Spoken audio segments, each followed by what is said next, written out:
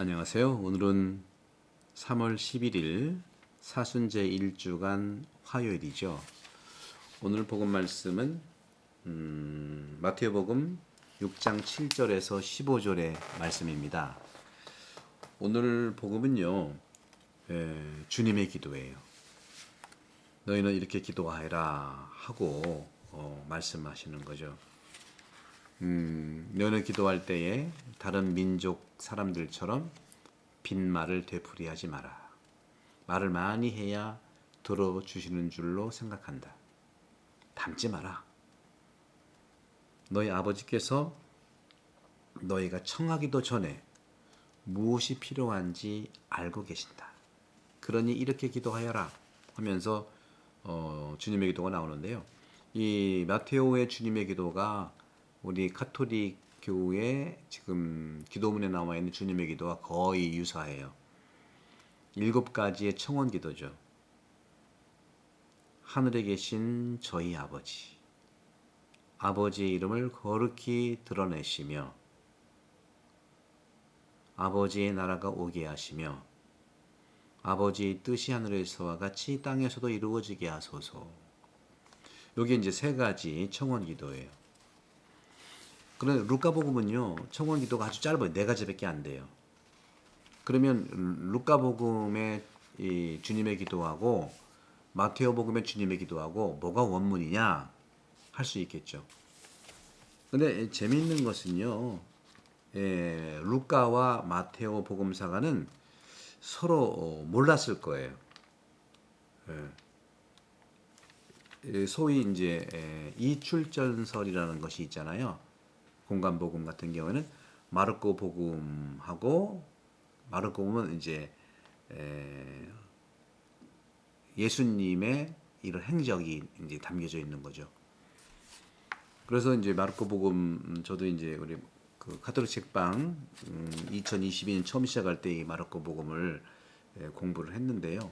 행적 중심의 복음이고 또 똑같이 행적 중심의 동일하게 같은 Q 어록이 있었다고, Q 문헌이 있었다고 이제 끄벨레라고 해서 바로 이제 어록집 이 2개가 이출전선입니다. 그래서 마르코 복음 행적 예수의 행적과 예수의 어록 끄벨레라는 독일 말인데 어록이라고 하는 이 2개가 있었을 거고 이 2개가 같이 와서 마테오에도 전달되고 루카에게도 전달되는데 마테오와 루카는 몰랐을 거다.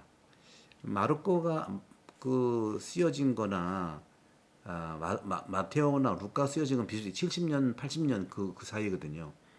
그때 쓰여져는 지역적으로 멀리 있었기 때문에 서로 몰랐다는 것이 정설인 것 같아요.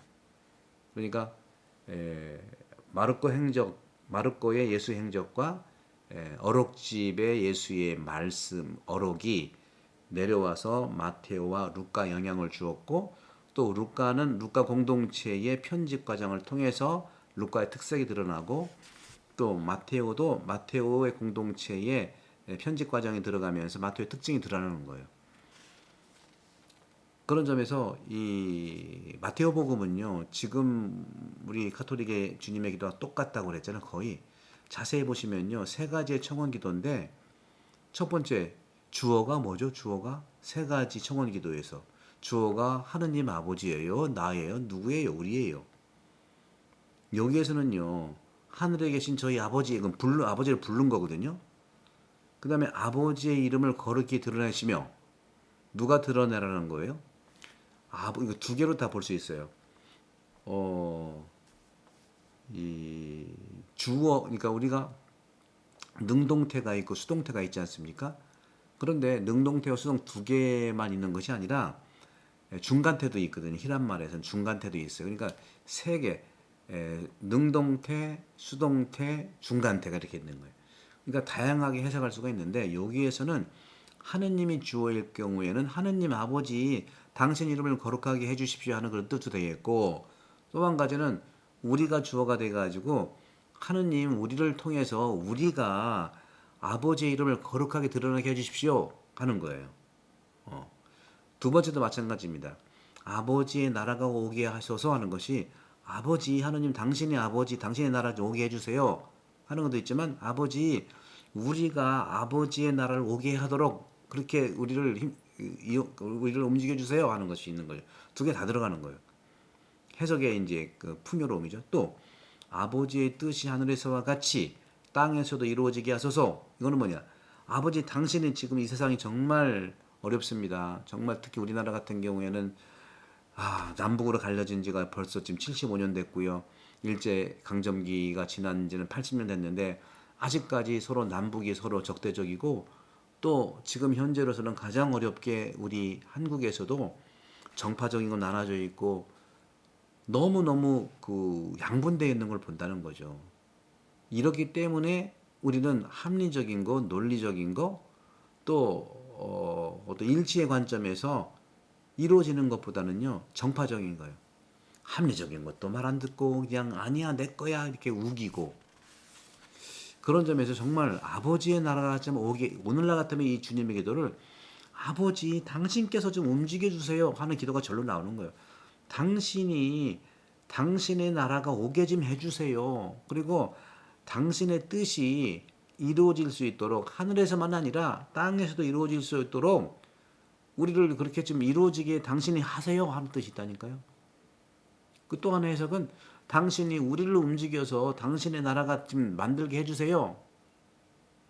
총동을 하는 겁니다. 여러분 진심으로 우리가 주님의 기도를 함께 기도합시다. 우리가 특히 믿는 그리스도인들은요 주님을 향해서 제발 좀 서로가 정파적으로 갈라지지 않았으면 좋겠어요. 상대방의 생각이 다르다고 그래가지고 적대적이 돼서는 되겠습니까? 저는 이런 영향을 일제강점기 이후 거의 80년 동안 남북으로 갈라져 있던 것들이 가장 큰 영향을 주는 거예요. 극단적이라는 거죠. 이 극단이 사실 화해할 수 있고 만날 수 있고 서로 사상이 다르면 어떻습니까? 서로 왕래를 할 수 있잖아요. 왕래는 양당이 서로 정책적으로 차이는 있다 하더라도 서로 합의한 부분들은 좀 나가고요. 정말 억지를 쓴다고 하면 인정을 하시고요.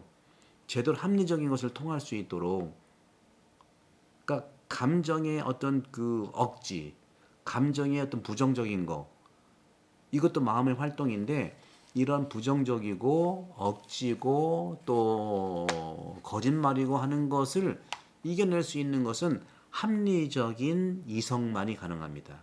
합리적인 이성은 합리적인 사유, 합리적인 생각. 하느님께서는 합리적인 생각의 분이시거든요. 그런 점에서 우리는 사유하는 거, 합리적으로 사유하는 거, 또 합리적으로 책 읽기, 또 합리적으로 글쓰기, 또 합리적으로 우리가 질문하기, 억지를 말고 이런 나라가 올 수 있도록 정말 우리를 기도해 주세요 하는 것이죠. 저에게 일용할 양식을 주시고 양식의 문제 이 말도 할 말이 많죠. 전 세계에서 굶어 죽어 가는 사람이 얼마나 많습니까? 양식 하루의 양식이면 족한데 수십 번씩 이렇게 좀 쌓아놓고서 특히 미국 같은 경우에는 관세를 매기고요. 자기들이 더 먹으려고 하고요. 없는 사람들은 더 없게 만들고 주님의 기도만 제대로 기도할 수 있으면 좋겠다. 이것도 역시 마찬가지예요. 저희에게 일용할 양식을 제발 좀 주세요. 또 우리를 통해서 양식이 하루만 먹고 나누게 해주세요. 소유와 그러니까 말씀드린 것처럼 수동태와 능동태와 중간태 모든 총동원해서 이 주님의 뜻이 이루어지기를 바랍니다. 그 다음에 용서해야 될 부분은 그 다음에 유혹에 빠지지 않고 악에서 구하소서. 제가 어제 강론 때 말씀드렸잖아요. 유혹을 이겨내는 자야말로 위대한 사람이다.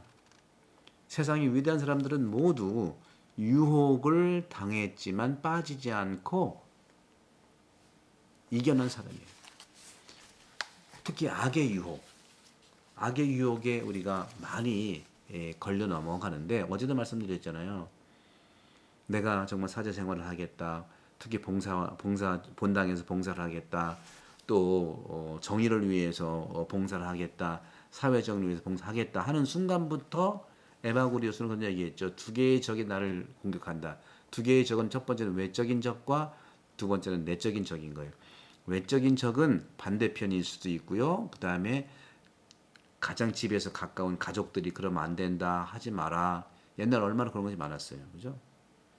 그리고 주변 사람들이, 친구들이 병 주고 약 주고 하는 그런 외부의 적인데, 이 외부의 적은요, 시간이 가면 줄고 모든 것은 지나갑니다. 더 중요한 것은 내면의 적이에요.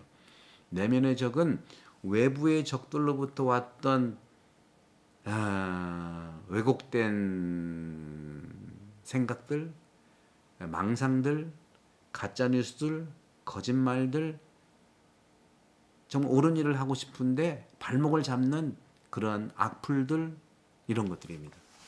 그런데 이러한 외부든 내부든 우리가 이겨내야 할 것은 바로 이 모든 악으로부터 온 유혹은 내가 동의하지 않으면 절대로 내가 걸려 넘어가지 않는다는 거죠. 그래서 이 영혼 돌봄, 제가 말씀드린 영혼 돌봄, 이 영혼 돌봄을 제가 정말 준비를 해서 수십 년을 준비해서 여러분께 드리는 이 부분에서 배워야 된다는 거죠.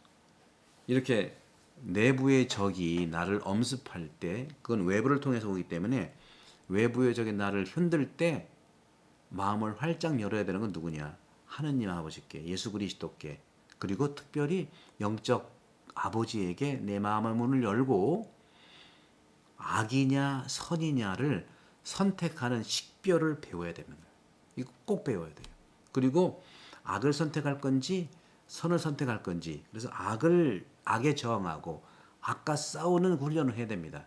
그게 바로 제가 요즘 CPB에서 나오는 것이고 영혼 돌봄에 있어요. 그리고 악에 저항하는 방법. 첫 번째 팁을 드리면, 악에 저항하려면 대화를 할 필요가 없어요. 이게 어제 복음에 나오죠. 대화를 할 필요가 없고요. 그리고 우리가 중요한 것은 하느님의 사람이 되는 것이 더욱더 중요해요. 말씀으로 무장해야 돼요. 말씀으로 무장해서 공격하고 방어할 필요가 있다. 대화는 안 됩니다. 아담과 하와, 특히 하와가 뱀하고 대화해서 절단난 거거든요. 예수님은 사탄의 유혹에서 대화하지 않았어요. 악풀은 선풀로 방어해야 된다는 것이죠. 사랑하는 형제 자매 여러분, 우리 대한본당 분들, 그리고 가톨릭 책방 분들, 또 시드니 한인성당 여러분들, 축복 드리고서 구독 성경 부탁하고 은혜롭게 보내시기 바랍니다. 성부와 성자와 성령께서는 여러분들을 강복합니다. 감사합니다.